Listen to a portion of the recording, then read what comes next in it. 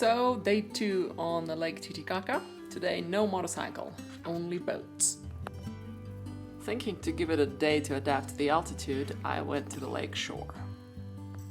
Well, the size of a ship and the word lake kind of didn't really fit together in my mind, coming from a landlocked country. I decided to go and read some Wikipedia stuff and see what's available excursion-wise.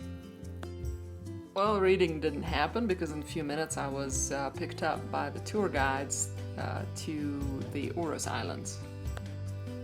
Literally a few minutes later, with the ticket in hand, I was already getting onto the boat. Shortly after, we were pulling out from the lentejas, literally the bean soup, and we're on our way to the Uros Islands. Seems like this lenteja, or bean soup, is actually the seeds, probably of that totora plant that the islands are built from.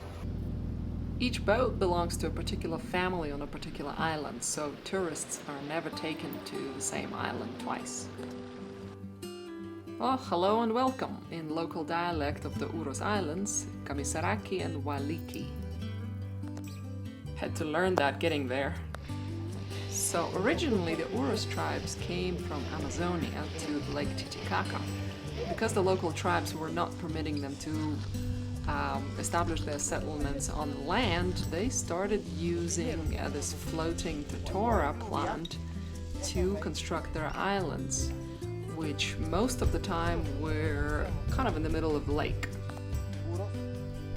which of course also provided for safety. The base of the island itself is made up of the roots of this totora plant, which start floating during the rainy season. And the top of the island and all the buildings on it are made from the reeds that are growing around the lake. And of course, because it's a very light construction, very light floating island, it has to be anchored, or with strong wind you're gonna wake up in Bolivia next day. Each island generally has a chukna, the round home of the ancestors, and the square home is a more modern version of the housing where the family usually resides. Here's a bit different version from the presentation from the second excursion I went on to later. So the same chukna, which is the round house, and that's how totora looks, the bottom part. It's a very, very light material, so no wonder it floats so well. And on top they put a few layers of the reeds that they harvest around the lake, and that's how it all set up. They cut fairly large pieces of totora around the lake and tie them together to put the island together. And here's the live version of Chuknya, the ancestral house. And of course today they have modern conveniences of solar energy. The solar panels are present pretty much on every island. They have their own little pools to grow fish. Of course, tourists love the traditional boats and the rides on them. So that's a little bit about simple, uncomplicated life on one of the floating islands. Of course, there's still fishing, and the main occupation now is tourism, which is how majority of these island families make their money. And of course, it is much harder now because of the tourism being affected worldwide. Next fun thing was, of course, riding on this boat made out of pressed together totora, which is quite interesting. And we were just simply pushed by the boat with our captain in it.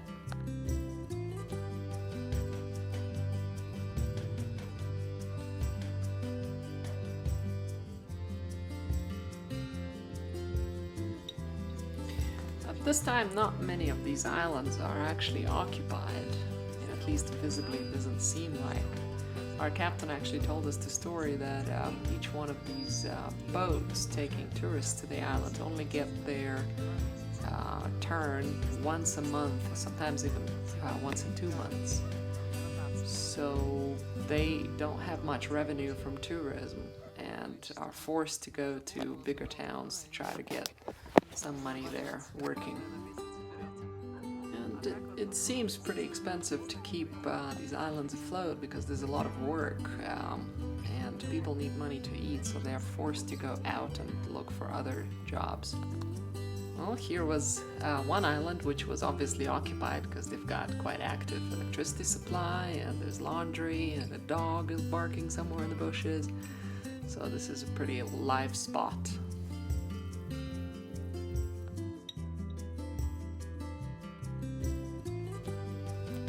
After about a 20-minute ride, we got to the capital of the Uros Islands, where there was a shop and a little restaurant, and we got some trout and some food. This is how we were brought there, the structure. Pacha, the capital of the Uros Islands. Well, there you have 2 boatfuls of totora for the new layer of the island, I guess.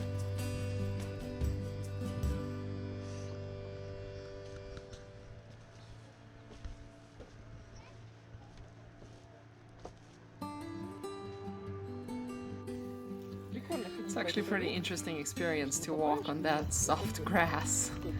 It's really, you do feel that there is no solid ground underneath.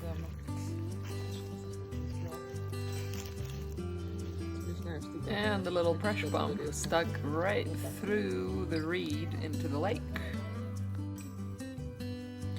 And that's how simple life is in the middle of Titicaca Lake.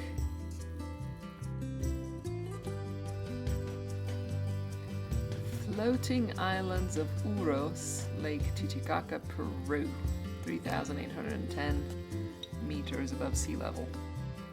I keep marveling at this place because, for me, a lake with the size of 190 kilometers one way, 80 kilometers the other way, and the depth of 280 meters is quite a large lake. I hope you'll see it one day. It is a site truly worth visiting. Well, our next stop is Amantani Island. Until then, bye!